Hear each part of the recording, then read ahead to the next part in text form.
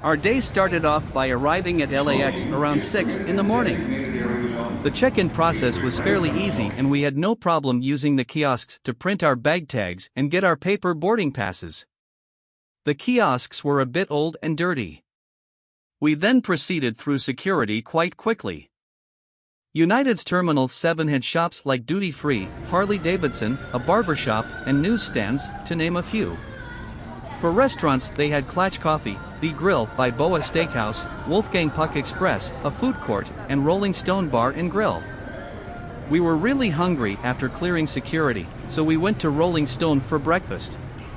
My sister asked for a coffee, but they informed her that they only had cocktails. It was too early to drink. I ordered the Malibu Morning. It was filling, but it came out of the kitchen cold. The terminal and gate areas were clean and the gate seating looked new. While we were waiting for our flight to start boarding, the agents started calling up business passengers to inform them that due to an aircraft change, there were 12 fewer business seats. Our flight had changed from a Boeing 787 to a Boeing 777 and had 12 fewer business class seats. Most people accepted it with simple solutions such as being put in an exit row or having an empty seat between them and some form of compensation. One guy, though, lost his cool and made sure the crew knew how displeased he was. They gave him a row all to himself. The cabin of our United Economy cabin featured the standard leathery-looking seats popular among airlines. Even though it was probably plastic, it looked nice, creating perceived luxury. The seats came with the standard features of seatback entertainment, USB charger, headphone jack, tray table, seat back pocket, and an electrical outlet. The seat also came with the standard recline feature expected of most airlines. The leg room was also quite decent. I am 5'11", so I am not super tall or super short.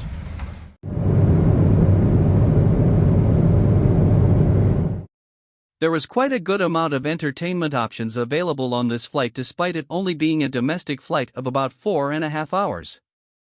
You could pick between a good selection of TV shows or movies, read content about the airline, or watch the in-flight map. I was content to watch the land pass by below me, watch the in-flight map, and doze.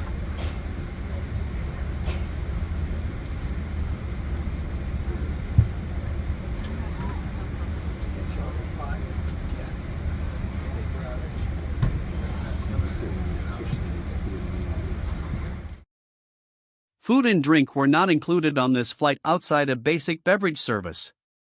I found this out when I looked online to see what food would be available. I was expecting at least a sandwich on this flight as United is considered a full-service airline, not a budget carrier, and the flight would depart in the morning and land after lunch LA time and around dinner time DC time. A one-way fully refundable ticket to Washington DC in May generally costs $408 plus for one person.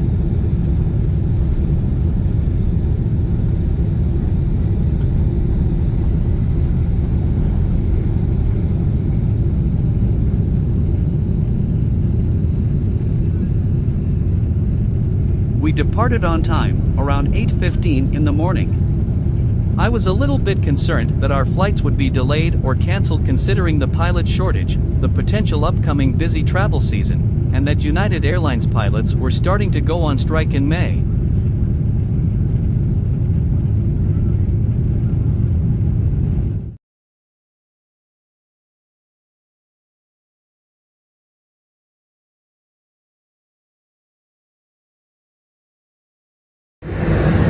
This is my office in the sky. The flight attendants did a nice job keeping it quite clean.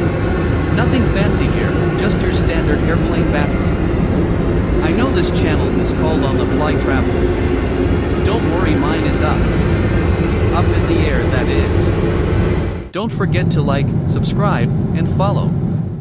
I'll catch you on the fly. I tried to connect to the in-flight Wi-Fi to listen to my books on tape and write some blog posts to keep track of my experiences, but no matter how hard I tried, I kept getting these screens. Let me know what these mean and what I was doing wrong. I could not get the Wi-Fi to work.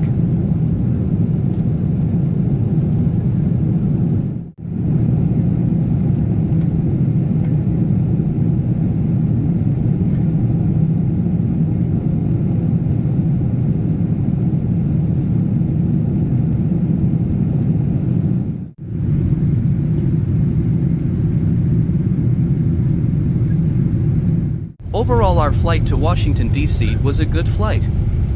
I just wish our flight included a meal or some sort of medium-sized snack for the money that we paid.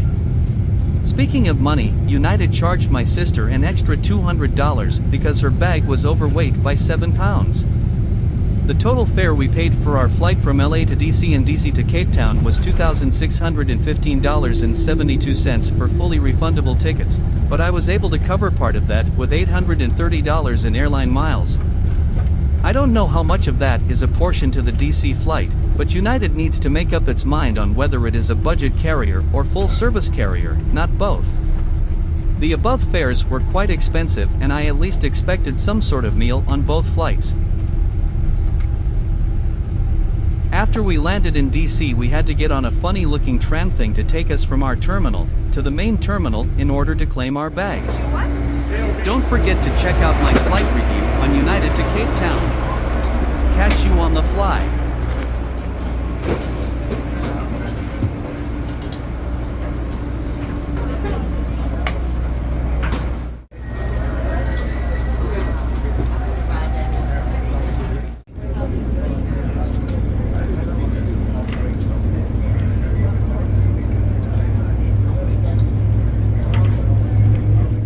After a short time in Washington, D.C., it was time to go to Cape Town, South Africa.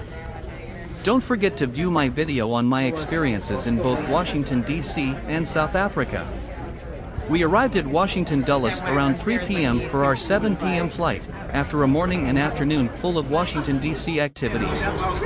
The check-in and security processes were relatively smooth, but United charged my sister $200 again for her overweight bag on top of a flight that was already expensive. This time, we did not have to take the funny tram thing to get to our gate. The terminal at Washington Dulles was extremely small, crowded, cramped, and stinky. The airport tried to modernize the terminal by having standalone charging stands, however, these were usually already in use or did not work. We wound up sitting on the floor until it came time to board at about 6 p.m. Today we were flying the Boeing 787, and it contains similar fancy, leather-like seats feigning luxury. The seat again came with all of the standard fixings of a full-service airline, and exact same as the previous flight. The legroom was decent, but having personal space on any long-haul flight is always difficult. Today's flight would take between 14 and 15 hours. Unfortunately, I had a doctor fall asleep on me pretty much the entire flight. The passenger in front of the doctor wasn't too pleased either, as she exclaimed, "Quit kicking me. You've been kicking me in the ass all night long." Unfortunately, we all just have to tough that sort of situation out. United provided us with standard, thin blankets, and a pillow that you could put around your neck. Hey everyone, welcome to my office in the sky. The food's actually been quite good, but the flight is cramped and it's been quite bumpy. There's a lot of turbulence right now. See you soon. The bathroom was relatively clean, hopefully that was just water on the floor. There were also no special amenities like toothbrushes or hand creams.